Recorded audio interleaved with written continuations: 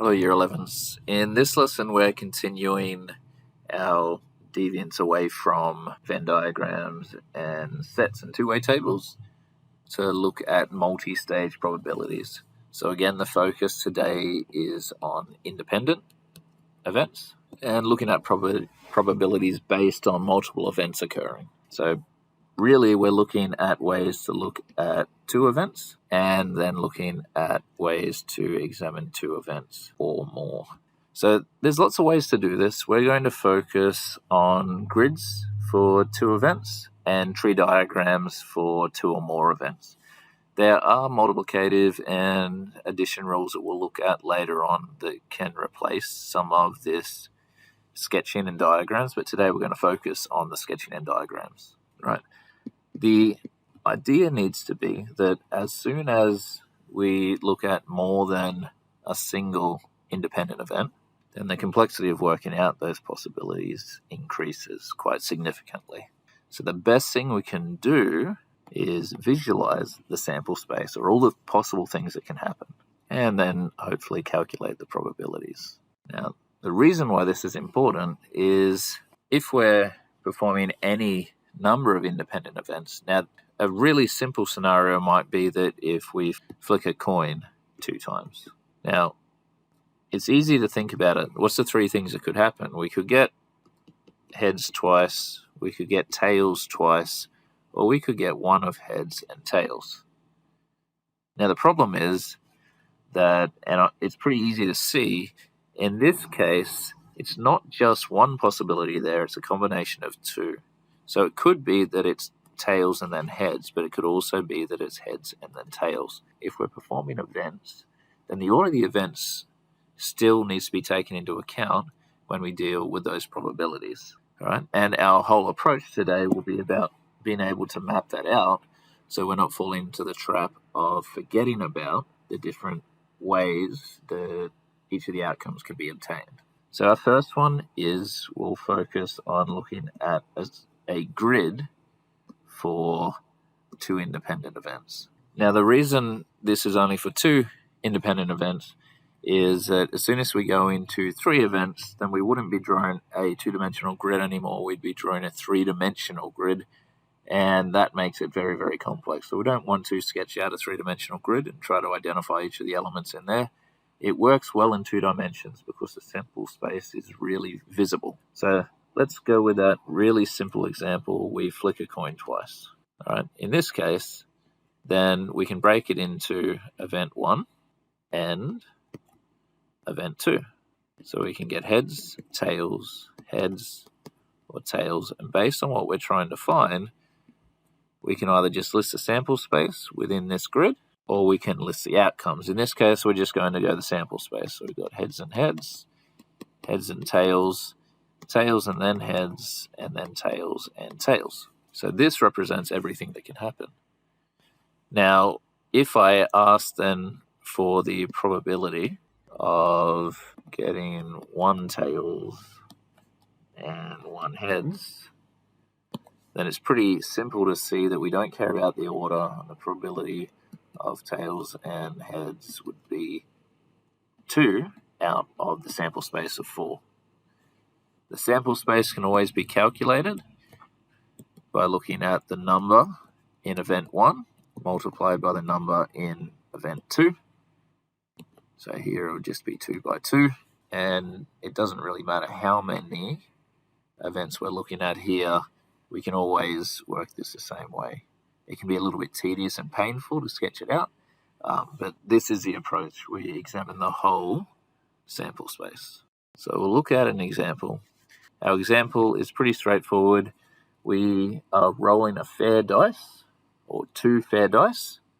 So that means event 1 is a die, and event 2 is a die, which means our sample space is just 1 through to 6 for each of them.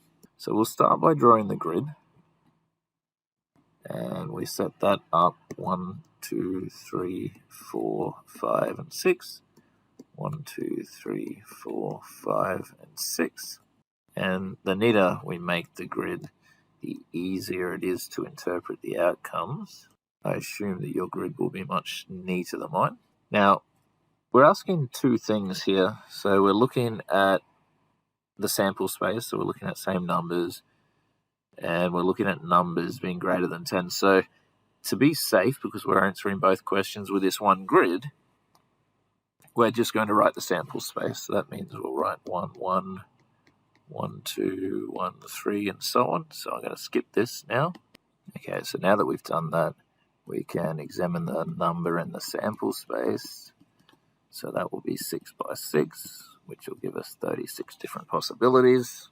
So the first one, A, we're looking the same number shows, so the probability of same number means we're looking at the number of same over the number in sample space. So number of same, we'll highlight that nice and easy. So all our pairs.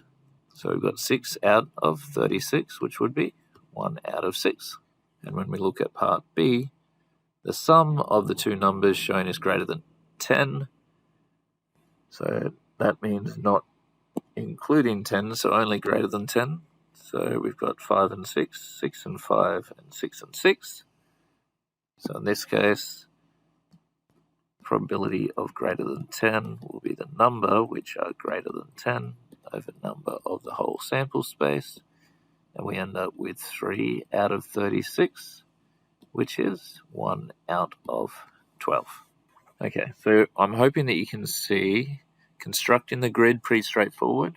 We have to consider the sample space of each of the events, and then it's just a matter of constructing it with the values in the middle relating to the information we have to find out. If we were just doing the sum of the two numbers, we could have written the total sums in there, but because I was using it for both, it was safer to write out the sample space rather than write out the sum. Okay, so our second focus is probability trees or tree diagrams. Now, me personally, I hate tree diagrams because the idea with tree diagrams is similar to the idea with the grids, and you draw out the entire sample space, which can be a little bit painful. Let's say it was roll a die 3 times, because if we look at the first one, we've got 1, 2, 3, 4, 5, and 6. And the second time through, 1, 2, 3, 4, 5, and 6. It ends up, even in the second roll there, getting quite painful. So I don't generally use tree diagrams for that reason. But probability trees become really, really useful because the idea of probability trees is we focus on the minimum amount of outcomes. So for example, if we roll a die 3 times, but we set some condition up, so we roll a die 3 times and we consider the number of 6s rolled, then instead of looking at 6 outcomes, we look at 2 outcomes, and that will be that we have probability of rolling a 6, which will be 1 out of 6, and the probability of not rolling a 6, so probability of not 6, and that will be 5 out of 6. So that means at each juncture, instead of having 6 things happen, we have 2, and the construction of our probability tree is much easier. So 6, not 6, 6, not 6, and 6, and not 6. Now, as long as we draw in our probabilities here, then the calculations that stem from this are pretty straightforward. So we've got 1, 6, and 5, 6, 1, 6, and 5, 6, 1, 6, 5 out of 6, 1 out of 6. And if I follow that through, then it can be pretty easy to calculate the probabilities at each of these junctures. So the idea is that each of these branches is an AND scenario. So it's a product as we follow these branches. So if I follow one of these branches all the way out, then it's going to be the probability of getting a 6 and then not a 6 and then a 6 will be the product of these probabilities, and that will be 1/6 multiplied by 5 out of 6 multiplied by 1 out of 6. So we end up with 5 out of 216.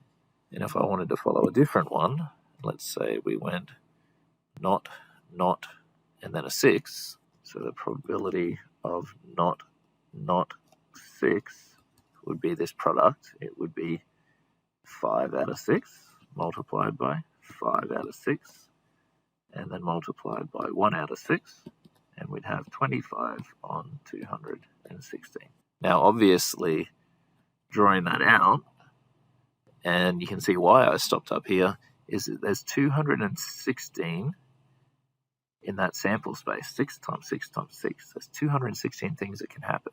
So that would mean, in a normal tree diagram, drawing out 216 separate paths and then trying to count them all up, which is not the intent.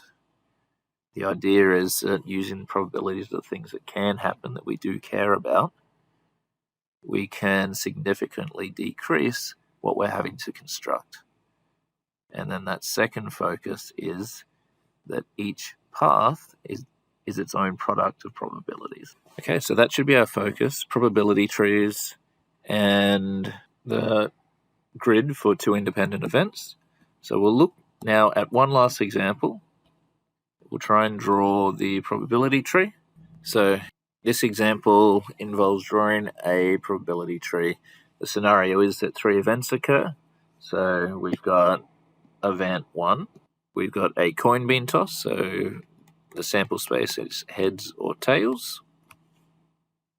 We're then rolling a die, and we're looking to see whether we get a prime number or not.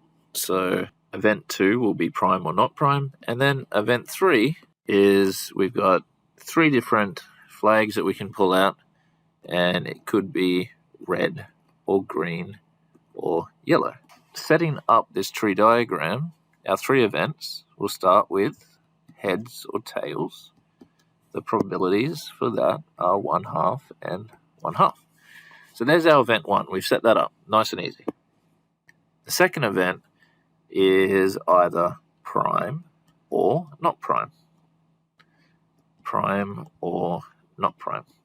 So our probabilities here are, prime numbers are 2, 3, and 5. So we've got 1/2 and 1/2 again. And we can then get red or green or yellow. So red, green, yellow, red, green, yellow, red, green, yellow. And each of these probabilities are 1/3. Now, that's our tree diagram. We don't have to do anything more with it. Part B is going to be our focus now. We're looking to calculate the probability of a combination of getting tails, a prime, and then not a red flag. So if we draw out this, so we've got tails, prime, and not a red flag means we could be green or we could be yellow. So we've got 2 paths here for B. So this was A, and part B is the probability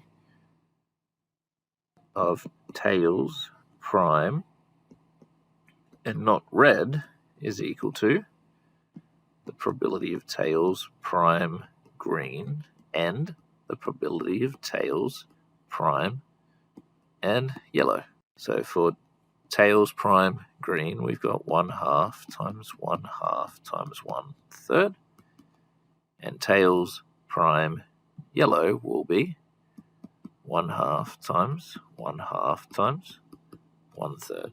So we end up with 1/12 plus 1/12. And that gives us a total of 1/6. Okay, so I'm hoping that makes sense, these probability trees. We could have drawn the final branch of the tree to be red and not red, and that would work as well. But it gave me an opportunity to look at what happens when we have one thing or a different thing, and that approach is we add those probabilities. Okay, so that'll be the lesson. The questions that you're going to do now are all multi-stage probability ones. There's a nice mix of tree diagram questions and grid questions for you to work through. Okay, thank you.